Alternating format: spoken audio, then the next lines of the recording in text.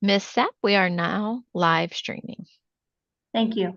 Thank you for joining us today for the District Library Book Objection Committee meeting. The purpose of today's meeting is to review an objection to the book titled The Sun and Her Flowers by Rupi Kaur. School-based and district staff, as well as parent and community volunteers, are invited to participate on each committee.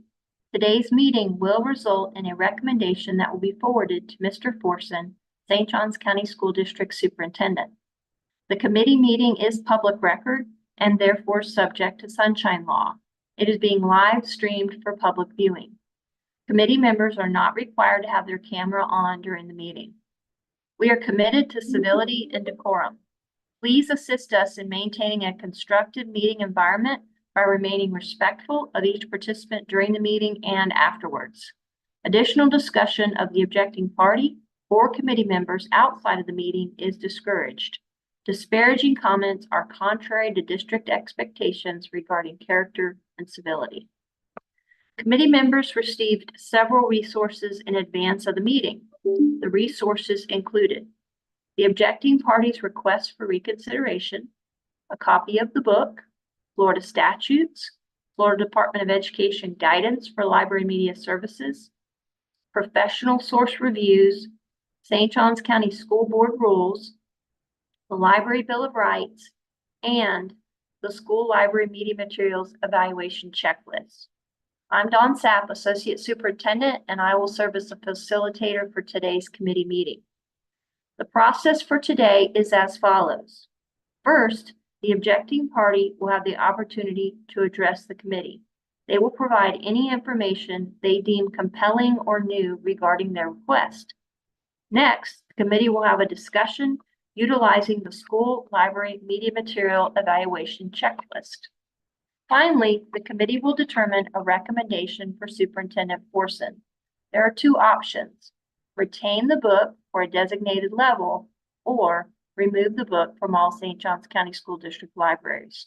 For our meeting today, both agreeable and opposing viewpoints are welcome. Are there any questions? Let us begin.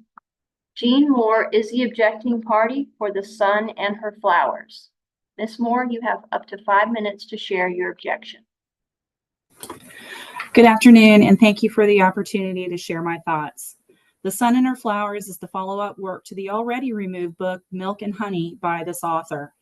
This book is intended for adults and is not suitable for young readers. The content is descriptive, and the images, while they might add to the book's appeal for adults, are graphic in nature.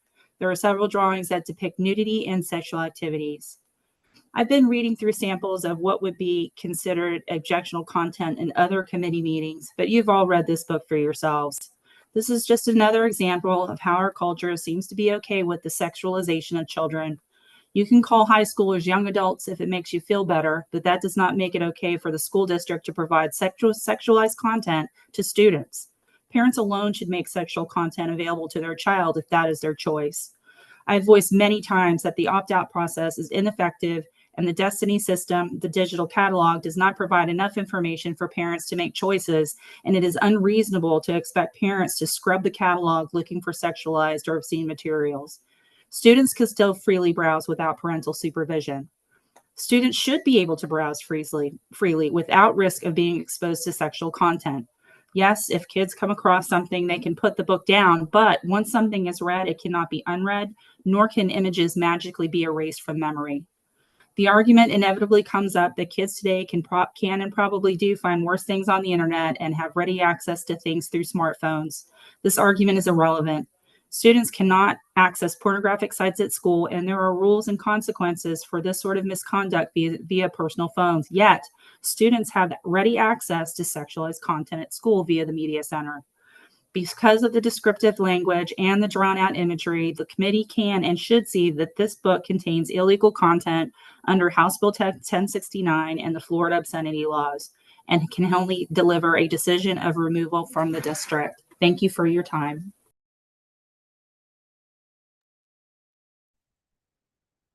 Thank you, Ms. Moore. Committee members, we will now begin our discussion. utilizing the school library media material evaluation checklist. Just a few reminders before we get started. Florida statute states that any materials used in a classroom, made available in a school or classroom library, or included on a reading list may be objected to for 4 specific reasons. Those reasons are: the material is found to be pornographic or prohibited under section 847.012. If the majority of our committee finds that this book is pornographic or prohibited under section 847.012, the material must be removed. There are 3 remaining reasons. The material depicts or describes sexual conduct as defined in statute 847.001(19). The material is not suited to student needs and their ability to comprehend the material, or the material is inappropriate for the grade level and age group for which the material is used. For any of these remaining 3 reasons, the committee will determine if there is an appropriate grade level or if the material needs to be removed. Keep in mind that our final task on our form is to make a recommendation to Superintendent Forson, and there are 2 options: retain the book for a designated level or remove the book from all St. John County School District libraries. Statute is clear that we must remove the title if there is a violation of question number 4. The floor will be open to discussion, and each committee member will have the opportunity to share. Comments will be summarized to provide an overall committee response for each question. If at any time you'd like to make a comment or if you have a question, please just use the reactions tool and raise your hand. For our meeting today, both agreeable and opposing viewpoints are welcome. Let's begin. Question number 1 on the evaluation checklist. The objecting party's challenge on the material cites that, and we will refer directly to Ms. Moore's request for reconsideration, and she cites that there are sensitive materials in this book. It contains sexual activity, sexual assault, sexual nudity, and abortion commentary. So we will make sure that that is included and pasted into number 1. For number 2, specific pages in the material cited by the objecting party were reviewed. This is where it's an indication to Mr. Forson that all members of the committee either did or did not review the materials cited by the objecting party. So if you could please enter your vote for number 2. If you did review the materials, you will vote yes. If you did not have a chance to review the materials, you will vote no.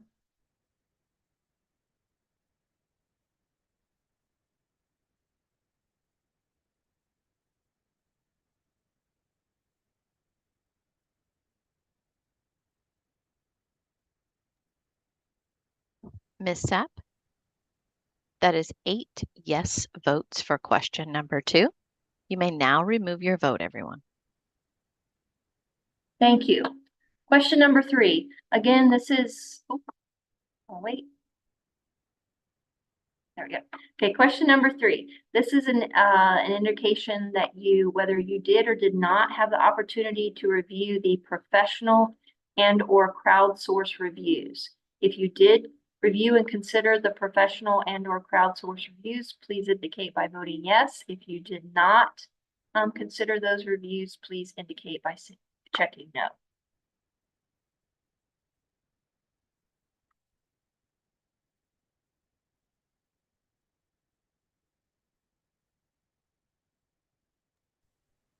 Ms. Sapp, we have 8 yes votes for question number 3. You may now remove your vote. Question number 4. Is the material pornographic or prohibited under Florida Statute 847.012? You believe the material is pornographic or prohibited, please vote yes. You believe it is not pornographic or prohibited, vote no.